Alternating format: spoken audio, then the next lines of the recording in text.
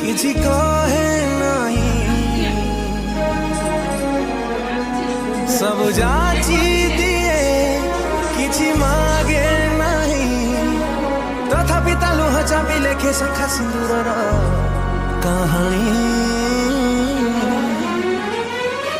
किए देला किए देला